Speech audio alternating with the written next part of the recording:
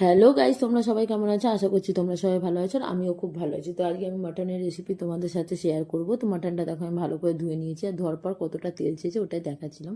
তো মাটনটার জন্য ম্যারিনেট করার জন্য আমি আদা, রসুন, কাঁচা লঙ্কা, শুকনো লঙ্কা নিয়ে নিয়েছি। এগুলো আমি পেস্ট করে নেবো। আর এখানে দেখো নুন হলুদ দিয়ে আমি আলুটাকেও মাখিয়ে নিয়েছি। তো মটন আমি মশলা দিয়ে আগেই মাখিয়ে রেখেছিলাম। আর এখানে কড়াইতে দিয়ে দিচ্ছি সর্ষের তেল। তো সর্ষের তেলটা গরম হয়ে গেলে আলুটা আমি লাল লাল করে ভেজে নেবো। আলুটা ভাজার পর ওই তেলেই আমি দিয়ে দিচ্ছি পেঁয়াজ ভাজা হতে।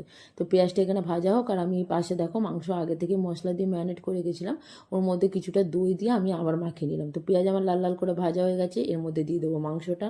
তো মাংস আর পেঁয়াজ আমি ততক্ষণই কষিয়ে নেবো যতক্ষণ না মাংস থেকে তেল ছাড়ছে। তো আমি এই মাংসটা প্রায় 45 মিনিট ধরে কষিয়েছি মিডিয়াম আছে। তো দেখো মাংস কষানোর পর কি সুন্দর একটা কালার এসছে। তো বাটি ধোয়া জলটাই আমি দেবো, এর মধ্যে এক্সট্রা করে আমি আর কোনো জল দেবো না। তো তারপরেও আমি 10 মিনিট কষিয়ে নিয়েছি মাংসটা। তো আমার মাংস কষানো প্রায় ডান হয়ে গেছে।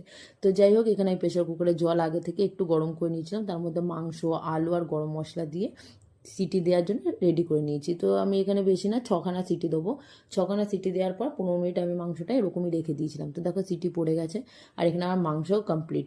তো মাংসটা খেতে জাস্ট দারুণ হয়েছিল, তেমনি মানে নরম হয়েছিল। তো ভিডিওটা কেমন লাগলো তোমরা অবশ্যই জানিও। ভালো লাগলে একটা লাইক, কমেন্ট, শেয়ার, চ্যানেলটা সাবস্ক্রাইব করে দিও।